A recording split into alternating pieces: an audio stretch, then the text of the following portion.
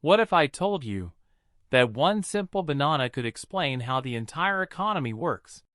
Stay with me till the end, because by the time this story finishes, you will never look at money, jobs, or businesses the same way again. And if you love stories that make complex ideas simple, don't forget to like this journey and subscribe to keep learning in the most powerful way, through emotion. In a small American town called Green Valley, a young man named Ethan Walker stared at the last banana on his kitchen table. It was all he had left. His savings were gone. His job at the grocery store had ended. His rent was due. Across town, Olivia Carter, owner of Carter's Banana Farm, was also worried. Her bananas were ripe, but buyers were few.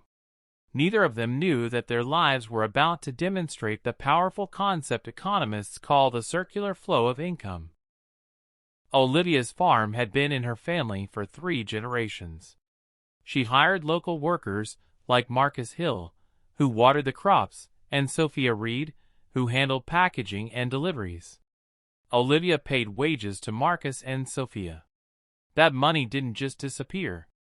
Marcus used his wages to pay rent to Daniel Brooks, a local landlord. Sophia used her wages to buy groceries from Ethan's store. Money moved from Olivia to workers to other businesses. But recently sales had slowed. Supermarkets were cutting orders. Without buyers, Olivia couldn't pay workers. And without wages, Marcus and Sophia couldn't spend. The circle was breaking. Desperate, Ethan had an idea. Instead of waiting for another job, why not start something small? He went to Olivia and said, "Let me buy bananas from you on credit. I'll sell banana smoothies downtown." Olivia hesitated. She was struggling too. But she believed in him. She supplied Ethan with bananas. This was the first spark. Ethan set up Walker's Banana Boost near the train station. His first customer was a tired teacher named Emma Johnson. She paid $5 for a smoothie. That $5 went to Ethan. Ethan used part of it to repay Olivia. Olivia used that money to pay Marcus. Marcus used his wages to eat at Lucas Miller's diner. Lucas used his earnings to pay his electricity bill. The electric company paid its workers. The circle continued. Money flowed from households to firms and back again. One evening, Olivia sat with Ethan and said, "Do you realize what's happening?" Ethan shook his head. "When I pay Marcus, he becomes a consumer. When he spends at Lucas's diner, Lucas earns income. Then Lucas pays his staff. And they buy from you. We're all connected." That was the circular flow of income in action. Households provide labor, firms pay wages, households spend income, firms earn revenue, and the cycle repeats. But then a crisis hit. A large supermarket chain from the city opened nearby. It sold cheap imported bananas.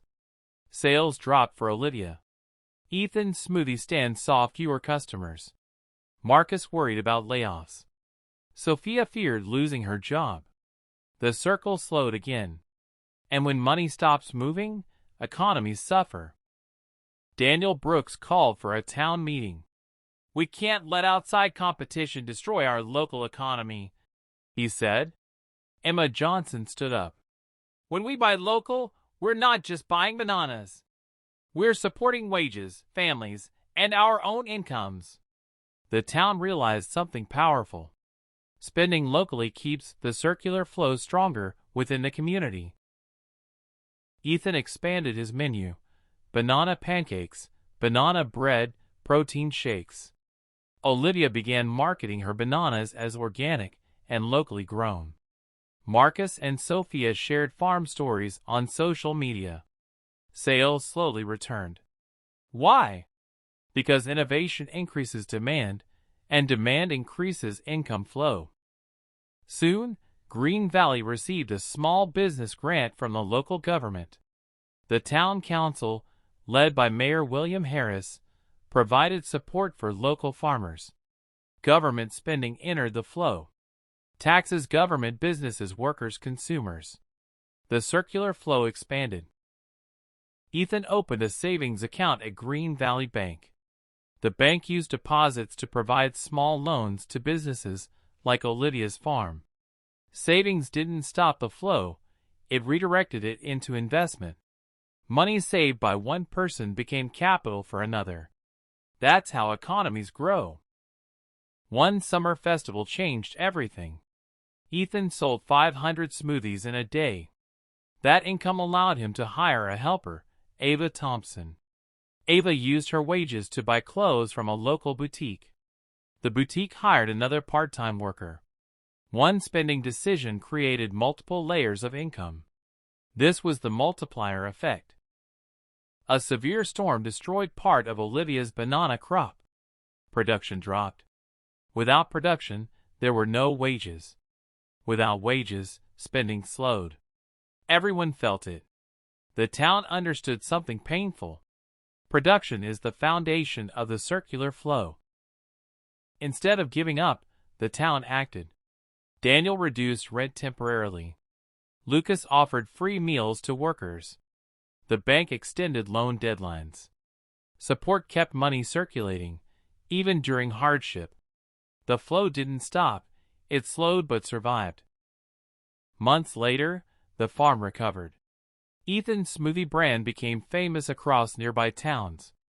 Green Valley was stronger than before. One evening, Emma told her students, "An economy isn't just numbers. It's people. It's trust. It's cooperation. It's spending and earning together." The circular flow of income isn't a diagram in a textbook. It's Ethan buying bananas, Olivia paying wages, Marcus eating at Lucas's diner, Sophia shopping downtown. It's life. Years later, Ethan kept one banana framed in his shop. The last banana from the day he almost gave up. He would tell customers, "This banana taught me that money must move. When we work, earn, and spend, we keep the world turning." If this story helped you understand how the circular flow of income works, remember, every purchase you make is part of something bigger. You are part of the flow. And just like Green Valley, when we support each other, the circle never breaks. Stay curious. Stay learning. And keep the circle moving.